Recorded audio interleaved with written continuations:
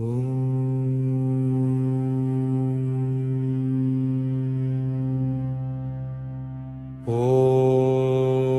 श्री वेंकटेशाय नमः। ॐ श्रीनिवासाय नमः। ॐ गोविन्दाय नमः। ॐ वेङ्कटरमणाय नमः। ॐ बालाजीय नमः। ॐ लक्ष्मीपतये नमः।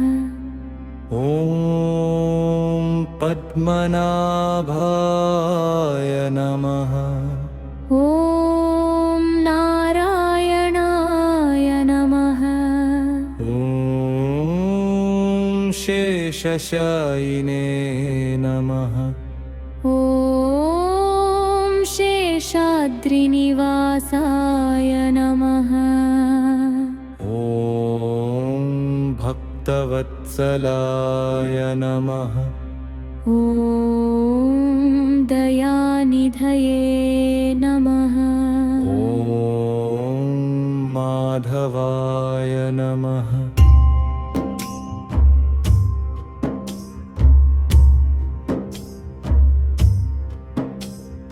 ॐ श्रीधराय नमः। ॐ हरिये नमः। ॐ केशवाय नमः। ॐ मधुसूदनाय नमः। ॐ त्रिविक्रमाय नमः। ॐ वामनाय नमः। ॐ अच्युताय नमः। ॐ अनन्ताय नमः। ॐ जनार्दनाय नमः। ॐ उपेन्द्राय नमः। ॐ पुरुषोत्तमाय नमः। ॐ आदिदेवाय नमः। ॐ जगन्नाथाय नमः। ॐ परब्रह्मणे नमः। ॐ सरमङ्क्तने नमः। ॐ सत्यदेवाय नमः। ॐ श्रीनिधये नमः।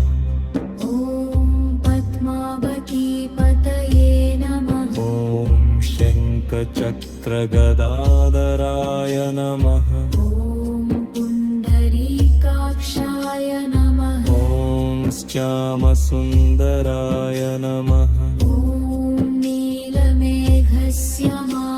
नमः। ॐ कमलनाय नमः। ॐ चक्रधराय नमः। ॐ गरधनाय नमः। ॐ अखिलकोटिब्रह्माण्डनाय नमः।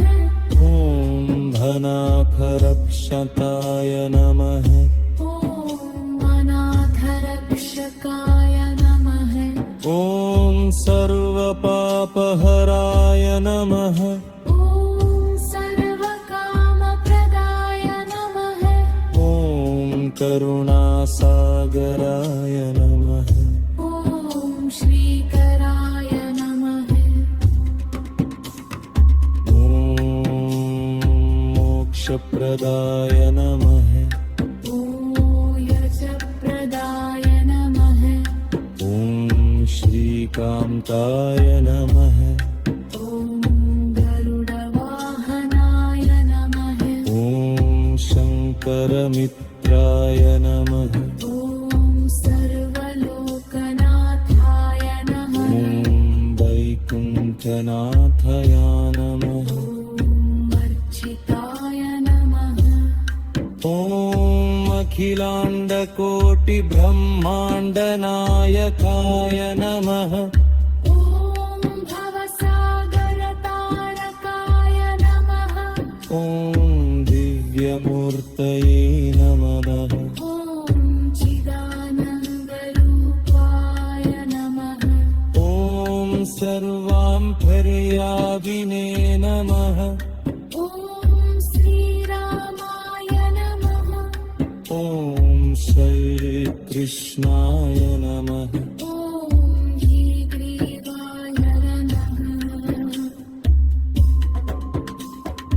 ॐ नरसिंहाय नमः ॐ वराहाय नमः ॐ कूर्माय नमः ॐ मत्स्याय नमः ॐ परशुरामाय नमः ॐ बुद्धाय नमः ॐ कल्किने नमः ॐ आदिनाराय नमः ॐ वेदात्मने नमः ॐ वेदविद्याय नमः ॐ यज्ञोत्तये नमः ॐ यत्प्रकृते नमः ॐ हृदयवासिने नमः ॐ सत्यसङ्कल्पकाय नमः ॐ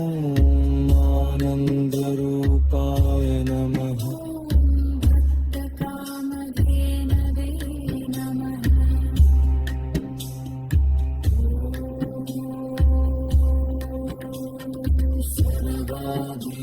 सर्वाभीष्टप्रदाय नमः ॐ